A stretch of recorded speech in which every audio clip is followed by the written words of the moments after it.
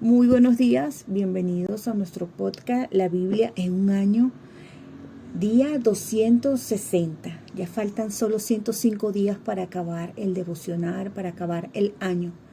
Nuestro devocional tiene por tema: Dios ama a la gente imperfecta. Estoy lejos de ser perfecto y a veces me resulta difícil creer que Dios realmente me ame, en especial cuando fallo, echo a perder algo o tomo malas decisiones. En realidad, nadie es perfecto aparte de Jesús, pero Dios amó tanto al mundo que dio a su único Hijo para morir por nosotros. Se puede leer en Juan capítulo 3, versículo 16. Por lo tanto, Dios debe amar a las personas imperfectas. En realidad, cuando todavía éramos pecadores, Cristo murió por nosotros. Se puede leer en Romanos 5, 8. Dios sabe que la gente perfecta no existe y que todos fracasamos. El amor de Dios por ti es más grande que tus errores. Dios ama a la gente imperfecta. Todo el mundo sabe que su cónyuge no es perfecto, sus hijos no son perfectos, sus padres no son perfectos, pero amamos a personas imperfectas. Y si amamos a personas imperfectas, tal vez no debería sorprendernos que Dios ame aún más a las personas imperfectas. Hoy te voy a estar leyendo la Biblia en la versión NBI, en la nueva versión internacional. Vamos a leer el libro de los Salmos en el capítulo 107, versículos del 33 al 43. Dios convirtió los ríos en desiertos, los manantiales en tierra seca, los fértiles terrenos en tierra salitrosa.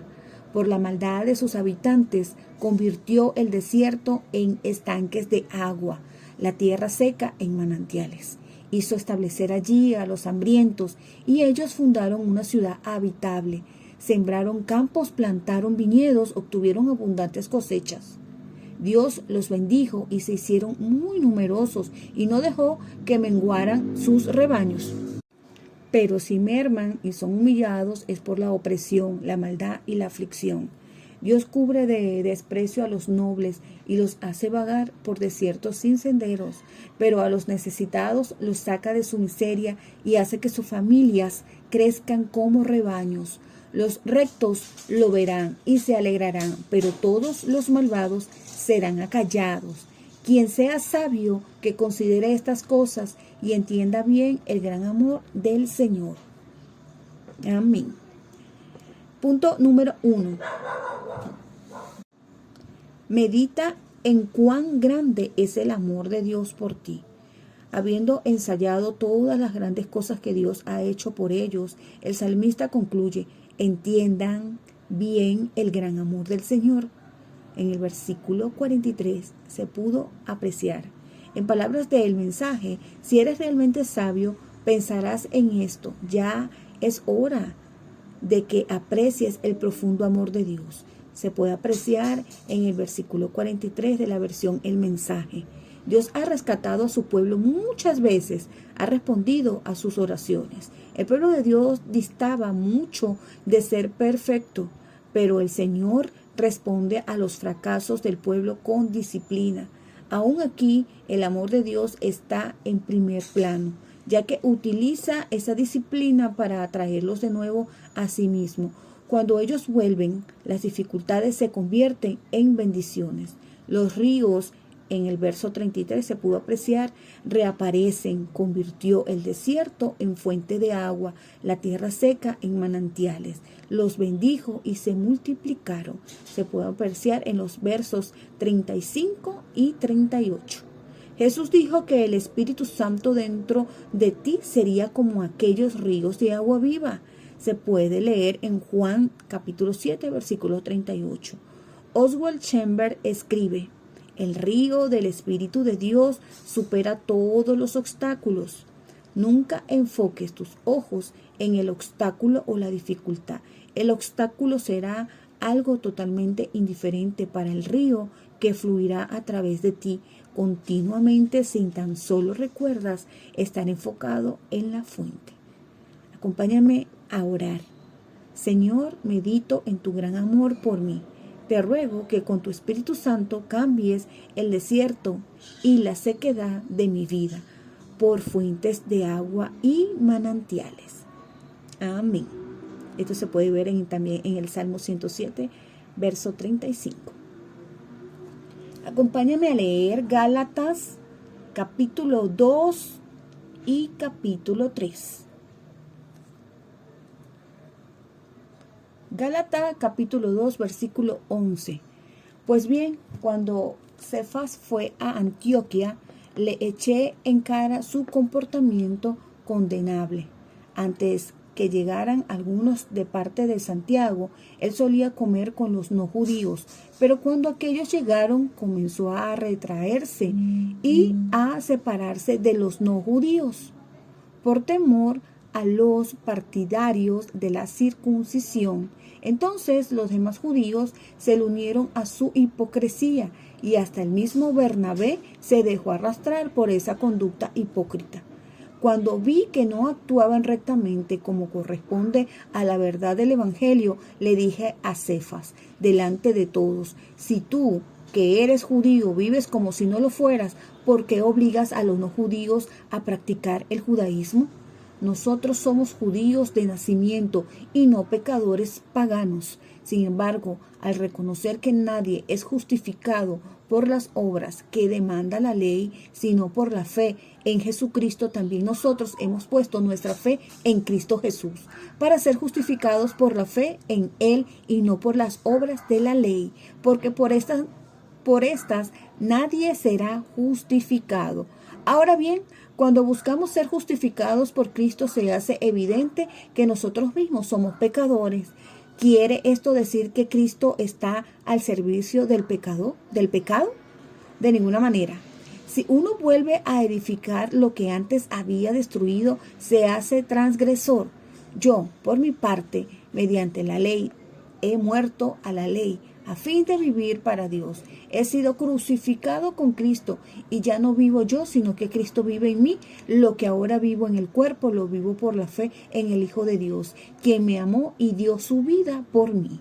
No desecho la gracia de Dios. Si la justicia se obtuviera mediante la ley, Cristo habría muerto en vano. Gálatas capítulo 3, versículo 1. Gálatas torpes, ¿quién los ha hechizado a ustedes? ¿Ante quienes Jesucristo crucificado ha sido presentado tan claramente? Solo quiero que me respondan a esto. ¿Recibieron el Espíritu por las obras que demanda la ley o por la fe con que aceptaron el mensaje? ¿Tan torpes son? Después de haber comenzado con el Espíritu, ¿pretenden ahora perfeccionarse con esfuerzos humanos? ¿Han tenido tantas experiencias en vano? Si es que de veras fue en vano, al darles Dios su Espíritu y hacer milagros entre ustedes, ¿lo hace por las obras que demanda la ley o por la fe con que ha aceptado el mensaje? Así fue con Abraham. Creyó a Dios y esto se le tomó en cuenta como justicia. Por lo tanto, sepan que los verdaderos hijos de Abraham son aquellos que viven por la fe. En efecto, la Escritura, habiendo previsto que Dios justificaría por la fe a las naciones, anunció de antemano el Evangelio a Abraham: por medio de ti serán bendecidas todas las naciones. Así que los que viven por la fe son bendecidos junto con Abraham en el hombre de fe. Aleluya. Punto 2. Entiende cuán personal es el amor de Dios por ti. El apóstol Pablo, quien se describe a sí mismo como el jefe de los pecadores en la versión inglesa King James, primera de Timoteo, capítulo 1, versículo 15, en esa versión, escribe: he sido crucificado con Cristo y ya no vivo yo, sino que Cristo vive en mí. Lo que ahora vivo en el cuerpo, lo vivo por la fe en el Hijo de Dios, que me amó y dio su vida por mí. Se puede apreciar en el capítulo 2, versículo 20.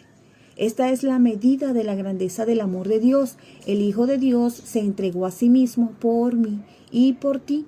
No es solo que Dios ama al mundo entero, sino que te ama a ti y se entregó en la cruz por ti y por mí. Murió por ti, y si hubieras sido la única persona en el mundo, Jesús habría muerto por ti. Es así de personal. El amor de Dios por ti es incondicional, sincero y continuo. No hay nada que puedas hacer para que Dios te ame más y no hay nada que puedas hacer para que Dios te ame menos. Cuando Pablo finalmente entendió esto, cambió radicalmente su vida. Su vieja vida había llegado a su fin. En la traducción, el mensaje nos dice: he sido crucificado con Cristo, mi ego ya no es central. La vida que me ves viendo no es mía. Se puede apreciar en el versículo 20 de la versión El Mensaje. Una vida nueva había comenzado. Cristo vive en mí. Versículo 20 se puede apreciar. El Espíritu de Cristo había venido a vivir en él. Esta nueva vida fue una vida de fe en el Hijo de Dios. Se pudo ver en el versículo 20. En este versículo Pablo resume el mensaje del Evangelio. Es tan increíble y tan simple añadir algo, solo le resta valor. Por eso Pablo habló de modo vehemente al defender este evangelio. Es por eso por lo que tuvo que confrontar cara a cara a Pedro. Se puede apreciar en el versículo 11, la versión El Mensaje. El mismo Pedro sabía la verdad de este mensaje. Sin embargo, debido al temor que sentía a la camarilla judía conservadora, había estado imponiendo el antiguo sistema de circuncisión. Se puede apreciar en el versículo 12 del mensaje. Comenzó a seguir y promover las antiguas leyes y costumbres judías. Se pudo apreciar en los versículos 12 y 13. Haciendo eso, Pedro dio la impresión de que no era suficiente ser cristiano. Estaba diciendo que la gente también debía seguir las costumbres judías. Se pudo leer en el versículo 14. Pero la fe en Jesucristo es todo lo que se requiere. Sabemos muy bien que no estamos a buenas con Dios por medio de la observancia de reglas, sino solo por la fe personal en Jesucristo. Se puede apreciar en el versículo 16 en la versión El Mensaje. Dios, en su gran amor, abraza sin distinción a todos los que ponen su fe en Cristo. Tú eres justificado por la fe y esto resulta en una vida totalmente cambiada. Cristo viene a vivir dentro de ti y ya no vives tu vieja vida, sino una nueva por la fe en el Hijo de Dios. Recibes su Espíritu, se puede apreciar en el capítulo 3, versículo 2. La fe y recibir al Espíritu Santo no son solo el camino para comenzar la vida cristiana, son el camino para seguir viviendo. Se pudo leer en el versículo 3. Claramente los Gálatas tuvieron una experiencia del Espíritu Santo, a la cual Pablo podía señalar: recibieron el Espíritu por las obras que demanda la ley o por la fe con que aceptaron el mensaje. En el versículo 12 lo pudimos leer. Cuando pusiste tu fe en Cristo, recibiste el Espíritu Santo. Al darles Dios su Espíritu y hacer milagros entre ustedes, lo hace por las obras que demanda la ley o por la fe con que ha aceptado el mensaje. Se pudo leer en el versículo 5. A menudo me han hecho esta pregunta en Alfa: ¿qué hay de aquellos que vivieron antes de Jesús? ¿Qué pasa con ellos? Este pasaje nos da la respuesta. La cruz de Jesús opera a lo largo de toda la eternidad. Funciona tanto antes como después de su tiempo. Fue eficaz para Abraham. Le creyó a Dios y esto se le tomó en cuenta como justicia. Se pudo leer en el versículo 6. La Escritura, habiendo previsto que Dios justificaría por la fe a las naciones, anunció de antemano el Evangelio a Abraham. Se pudo leer en el verso 8. La cruz fue el acontecimiento determinante en la historia del mundo al que apuntaba la ley y el sistema sacrificial. Acompáñame a hacer una oración. Señor Jesús, gracias porque me amaste y te entregaste por mí. Ayúdame a confiar hoy en tu gran amor, en todos los desafíos que enfrento. Amén. Vamos a estar leyendo Isaías capítulos de 38 al 40.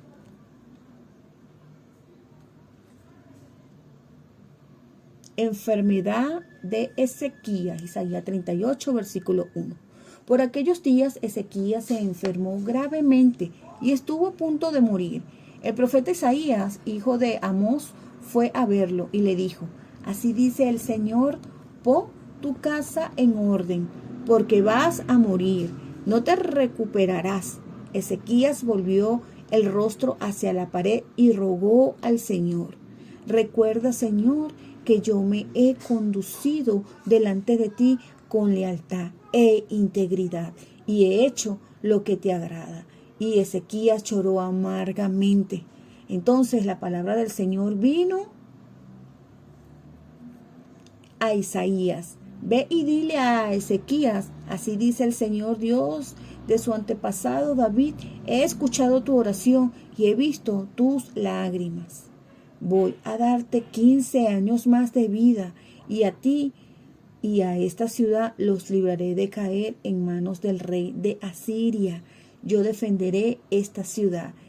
Esta es la señal que el Señor te dará para confirmar lo que te ha prometido. Haré que en la escala de Acaz la sombra del sol retroceda las 10 gradas que ya ha bajado. Entonces la luz del sol retrocedió las 10 gradas que ya había bajado. Escrito de Ezequías, versículo 9. Después de su enfermedad y recuperación, Ezequías, rey de Judá, escribió: yo decía, en la plenitud de mi vida debo pasar por las puertas de la muerte y ser privado del resto de mis días. Yo decía, ya no veré más al Señor en esta tierra de los vivientes. Ya no contemplaré más a los seres humanos, a los que habitan este mundo. Me quitaron mi casa, me la arrebataron, como si fuera la tienda de campaña de un pastor. Como un tejedor enrollé mi vida y él me la arrancó del telar. De la noche a la mañana acabó conmigo. Pacientemente esperé hasta la aurora, pero él, como león, me quebró todos los huesos. De la noche a la mañana acabó conmigo. Chillé como golondrina, como grulla, gemí como paloma. Mis ojos se cansaron de mirar al cielo. Angustiado estoy, Señor, acude en mi ayuda. Pero ¿qué puedo decir? Él mismo me lo anunció y así lo ha hecho. Toda mi vida andaré humildemente por causa de la amargura de mi alma. Señor, por tales cosas viven los hombres y también mi espíritu encuentra vida en ellas. Tú me devolviste la salud y me diste vida. Sin duda fue para mí bien pasar por tal angustia. Con tu amor me guardaste de la fosa destructora y le diste la espalda a todos mis pecados. El sepulcro nada te agradece, la muerte no te alaba. Los que descienden a la fosa nada espera de tu fidelidad. Los que viven y solo los que viven son los que te alaban, como hoy te alabo yo. Los padres hablarán a sus hijos de tu fidelidad. El Señor me salvará y en el templo del Señor todos los días de nuestra vida cantaremos con instrumentos de cuerda. Isaías había dicho: preparen una pasta de higos, aplíquensela en la llaga y él se recuperará. Y Ezequías había preguntado: ¿qué señal recibiré de que se me permitirá subir al templo del Señor? Isaías capítulo 39, mensajeros de Babilonia, versículo 1. En aquel tiempo Merodac Baladán, hijo de Baladán y rey de Babilonia, envió cartas y un regalo a Ezequías, porque supo que había estado enfermo y que se había recuperado. Ezequías se alegró al recibir esto y mostró a los mensajeros todos sus tesoros: la plata, el oro, las especias, el aceite fino, todo su arsenal y todo lo que había en ellos. No hubo nada en su palacio ni en todo su reino que Ezequías no les mostrara.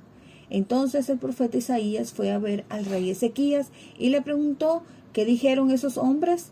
¿De dónde vinieron? Vinieron de Babilonia, un país lejano, respondió Ezequías. ¿Y qué vieron en tu palacio?, preguntó el profeta. ¿Vieron todo lo que hay en él?, contestó Ezequías. No hay nada en mis tesoros que yo no les haya mostrado. Entonces Isaías dijo: Oye la palabra del Señor de los ejércitos. Sin duda vendrán días en que todo lo que hay en tu palacio y todo lo que tus antepasados atesoraron hasta el día de hoy serán llevados a Babilonia. No quedará nada, dice el Señor, y algunos de tus hijos, tus descendientes, serán llevados para servir como eunucos en el palacio del rey de Babilonia. El mensaje del Señor que tú me has traído es bueno, respondió Ezequías, y es que pensaba, al menos mientras yo vivía, habrá paz y seguridad. Isaías capítulo 40, consuelo para el pueblo de Dios. Verso 1. Consuelen a mi pueblo, dice su Dios. Hablen con ternura a Jerusalén y anúncienle que ya ha cumplido servicio obligatorio, que ya ha pagado por su iniquidad, que ya ha recibido de la mano del Señor el doble por todos sus pecados. Una voz proclama: preparen en el desierto un camino para el Señor, enderecen en el desierto un sendero para nuestro Dios. Se levantarán todos los valles y se allanarán todas las montañas y colinas. El terreno escabroso se nivelará y se alisarán las quebradas. Entonces se revelará la gloria del Señor y la verá toda la humanidad. El Señor mismo lo ha dicho. Una voz dice: proclama. ¿Y qué voy a proclamar? Respondo yo, que todo mortal es como la hierba y toda su gloria como la flor de campo. La hierba se seca y la flor se marchita, porque el aliento del Señor sopla sobre ellas. Sin duda, el pueblo es hierba, la hierba se seca y la flor se marchita, pero la palabra de nuestro Dios permanece para siempre. Portadora de buenas noticias, a Sión, súbete a una alta montaña. Portadora de buenas noticias, a Jerusalén, alza con fuerza tu voz, álzala, no temas, di a las ciudades de Judá: aquí está su Dios. Miren, el Señor y Dios llega con poder y con su brazo gobierna, su galardón lo acompaña, su recompensa lo precede. Como un pastor que cuida su rebaño, recoge los corderos en sus brazos, los lleva junto a su pecho y guía con cuidado a los recién paridas. ¿Quién ha medido las aguas con las palmas de su mano y abarcado entre sus dedos la extensión de los cielos? ¿Quién metió en una medida el polvo de la tierra? ¿Quién pesó en una balanza las montañas y las colinas? ¿Quién puede medir el alcance del Espíritu del Señor, o quién puede servirle de consejero? ¿A quién consultó el Señor para ilustrarse, y quién le enseñó el camino de la justicia? ¿Quién le impartió conocimiento o le hizo conocer la senda de la inteligencia? A los ojos de Dios las naciones son como una gota de agua en un balde, como una brizna de polvo en una balanza. Él pesa las islas como si fueran polvo fino. El Líbano no alcanza para el fuego de su altar, ni todos sus animales para los holocaustos. Todas las naciones no son nada en su presencia, no tienen para él valor alguno. ¿Cómo quién compararán a Dios? ¿Con qué imagen lo representarán? Un escultor funde la imagen, un joyero la enchapa en oro y le labra cadenas de plata. El que es muy pobre para ofrendar escoge madera que no se pudra y busca un hábil artesano para erigir una imagen que no se caiga. ¿Acaso no lo sabían ustedes? ¿No se había enterado? ¿No se les dijo desde el principio? ¿No lo entendieron desde la fundación del mundo? Él reina sobre la bóveda de la tierra, cuyos habitantes son como langostas. Él extiende los cielos como un toldo y los despliega como tienda para ser habitado. Él anula a los poderosos y a nada reduce a los gobernantes de este mundo. Escasamente han sido plantados, apenas han sido sembrados, apenas echan raíces en la tierra. Cuando él sopla sobre ellos, se marchitan, y el huracán los arrasa como paja. ¿Con quién entonces me compararán ustedes? ¿Quién es igual a mí? dice el santo.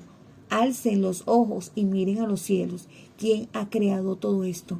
El que ordena la multitud de estrellas una por una y llama a cada una por su nombre. Es tan grande su poder y tan poderosa su fuerza que no falta ninguna de ellas.